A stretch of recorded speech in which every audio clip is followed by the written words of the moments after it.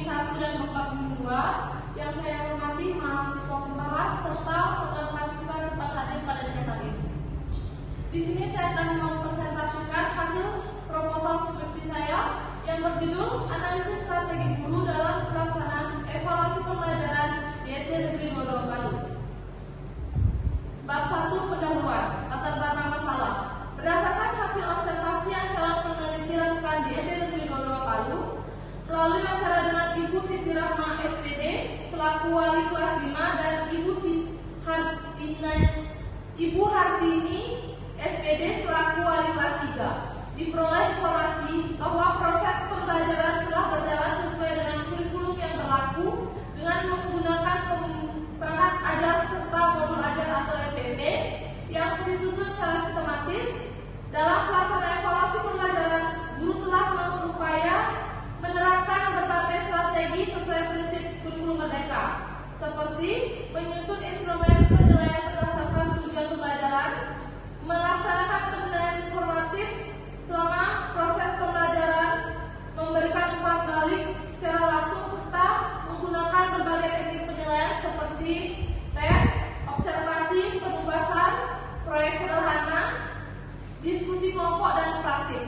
Namun, dalam pelaksanaan masih terdapat tantangan terutama dalam menyesuaikan teknik penilaian dengan karakteristik siswa dan materi pembelajaran.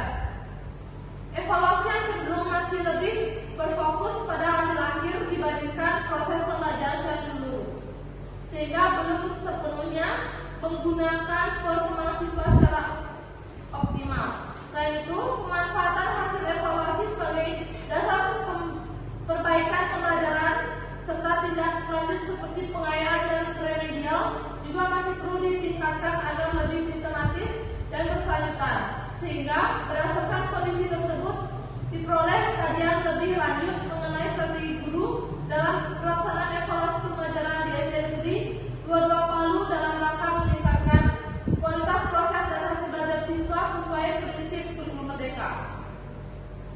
Selanjutnya ada rumusan masalah. Di sini saya mengambil dua rumusan masalah. Yang pertama, bagaimana strategi guru dalam pelaksanaan evaluasi pembelajaran di SD Negeri 22 Palu. Yang kedua, apa saja faktor pendukung dan penghambat yang dihadapi guru dalam pelaksanaan evaluasi pembelajaran di SD Negeri 22 Palu. Selanjutnya ada tujuan penelitian.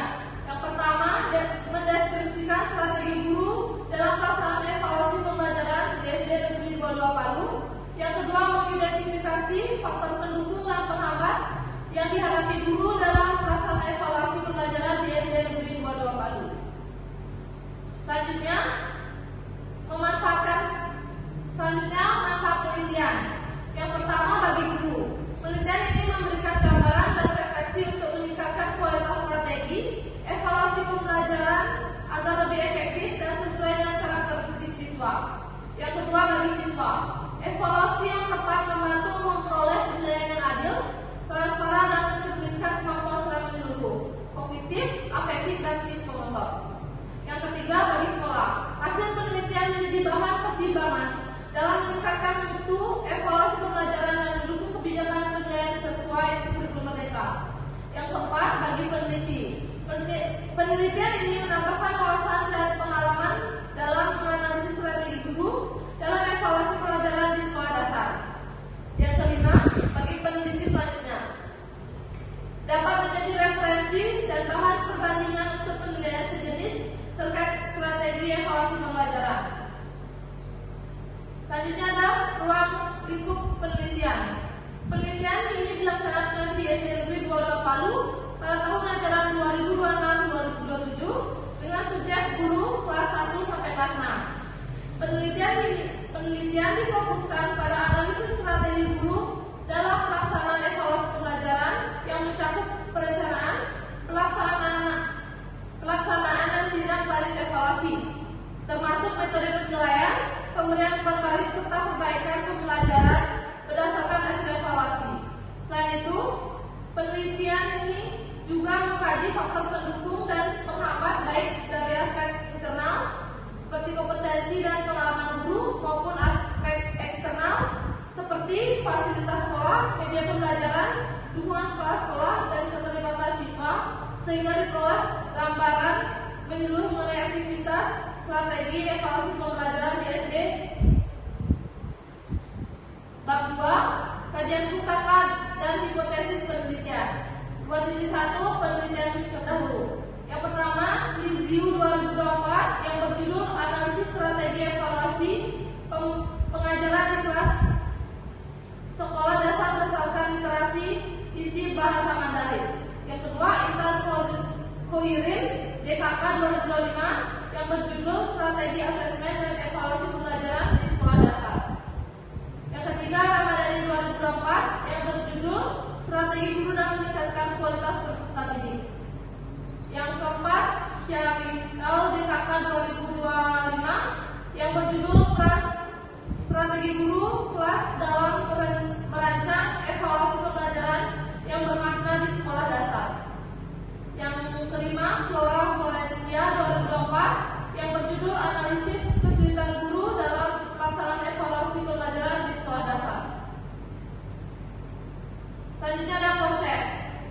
2.1 konten analisis. 2.2.1 strategi guru dalam pembelajaran. 2.2.2.1 pengertian strategi pembelajaran. 2.2.2 peran guru dalam proses pembelajaran. 2.2.2.3 konsep strategi pembelajaran. 2.2.2.4 faktor yang mempengaruhi strategi pembelajaran. 2.2.3 evaluasi pembelajaran. 2.2.3.1 pengertian evaluasi pembelajaran. 2.2.3.2 tujuan dari evaluasi pembelajaran.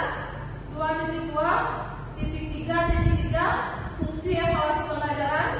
2.2.3.4 prinsip-prinsip evaluasi pembelajaran. 2.2.4 bentuk dan teknik evaluasi pembelajaran. 2.2.4.1 evaluasi tes. 2.2.4.2 evaluasi non tes. 2.2.4.3 tes tertulis. 2.2.4.4 tes lisan. 2.2.4.5 tes praktik atau kinerja. 2.2.4.6 penilaian sikap dan observasi. 2.2.5 strategi guru dalam pelaksanaan evaluasi pembelajaran. 2.2.5.1 perencanaan evaluasi pembelajaran. 2.2.5.2 pelaksanaan evaluasi pembelajaran. 2.2.5.3 pengolahan dan analisis hasil evaluasi. 2.2.5.4 faktor tindak lanjut hasil evaluasi pembelajaran. 2.2.6 faktor penghambat strategi dalam pelaksanaan evaluasi pembelajaran. 2.2.1 terbatasan waktu pembelajaran evaluasi. 2.2.2 keterbatasan sarana dan prasarana. 2.2.6.3 kesulitan guru dalam menyusun instrumen pembelajaran. Dan 2.2.6.4 rendahnya motivasi belajar. Selanjutnya landasan teori. Yang pertama, teori kognitivisme. Teori konstruktivisme adalah teori belajar yang memandang bahwa pembelajaran merupakan proses aktif di mana peserta didik membangun dan membentuk sendiri pengetahuannya melalui pengalaman, interaksi sosial dan proses berpikir, bukan sekedar menerima informasi dari guru. Yang kedua, teori behavioristik merupakan teori belajar yang memandang pembelajaran sebagai proses perubahan perilaku yang terjadi akibat interaksi antara stimulus dan respon. Belajar dianggap sebagai hasil pengalaman yang dipergunakan oleh lingkungan di mana guru memberikan rangsangan atau stimulus dan siswa menunjukkan reaksi atau respon yang dapat diamati serta diukur. 2.4 Cara berpikir. Bab 3 metode penelitian. 3.1 rencana penelitian. Jenis penelitian yang digunakan adalah penelitian deskriptif kualitatif. Penelitian kualitatif merupakan suatu pendekatan penelitian yang digunakan untuk memahami dan menggambarkan fenomena sosial secara mendalam melalui data yang bersifat deskriptif deskriptif baik berupa kata-kata, perilaku maupun dokumen yang diamati. Penilaian kualitatif ditujukan untuk menjelaskan suatu peristiwa atau fenomena yang terjadi secara alami dalam kehidupan masyarakat. Selanjutnya adalah lokasi penelitian. Penelitian ini akan dilaksanakan di SD Negeri 22 Palu yang berlokasi Jalan Ledjan Sweprakto 255B, Besusu Tengah, Kecamatan Palu Timur, Kota Palu, Provinsi Sulawesi Tengah. Yang ketiga, sumber data. Yang pertama adalah data primer. Dalam penelitian ini diperoleh oleh calon peneliti dari lapangan. Data primer ini calon peneliti ambil melalui observasi dan wawancara kepada informan. Informan dalam penelitian ini yaitu kepala sekolah, guru kelas, dan guru mata pelajaran yang berjumlah 16 orang yang berada di SD Negeri 22 Palu. Data sekunder dalam penelitian ini diperoleh calon peneliti bukan secara langsung dari lapangan, melainkan melalui berbagai sumber yang telah tersedia sebelumnya. Sumber-sumber tersebut mencakup data dari pihak sekolah, hasil-hasil penelitian sebelumnya, jurnal ilmiah, literasi dari perpustakaan, buku-buku referensi, dan sumber tertulis lainnya. 3.4 Teknik pengumpulan data. Yang pertama adalah observasi. Observasi merupakan metode pengumpulan data di mana calon peneliti secara langsung terjun ke lapangan untuk memperoleh informasi melalui pengamatan dan pencatatan yang dilakukan secara sistematis. Yang kedua, wawancara merupakan teknik pengumpulan data yang dilakukan melalui proses tanya jawab antara peneliti dengan informan untuk memperoleh informasi yang lebih mendalam mengenai permasalahan yang diteliti. Yang ketiga, dokumentasi merupakan pelengkapan dari penggunaan metode observasi dan wawancara dalam penelitian kualitatif sehingga dapat mendukung pengumpulan data di lapangan. Dokumentasi dalam penelitian ini seperti pengambilan data-data di sekolah, pengambilan gambar, foto-foto, video, dan rekaman suara selama melakukan proses kegiatan penelitian di SD Negeri 22 Palu. Instrumen penelitian.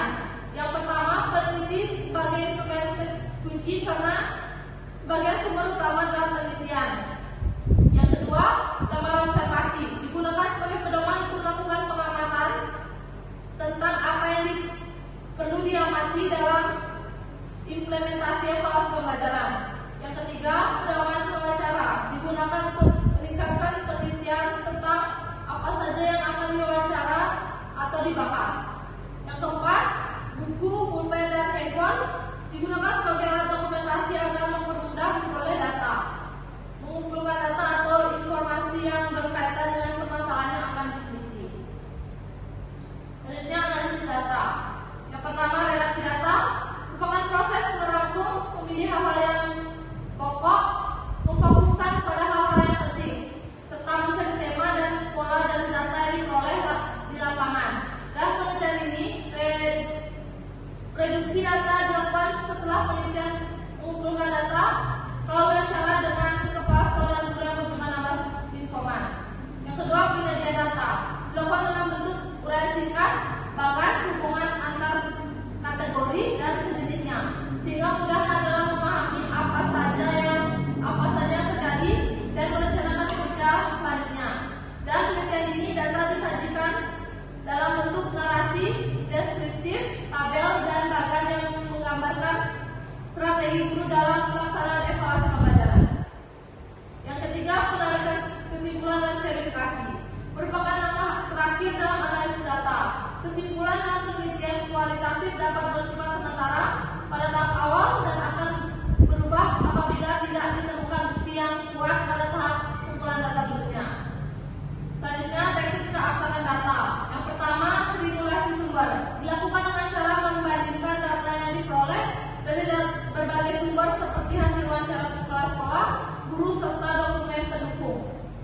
Yang kedua, triangulasi teknik dilakukan dengan menggunakan teknik pengumpulan data yang berbeda untuk memperoleh data dari sumber yang sama. Misalnya,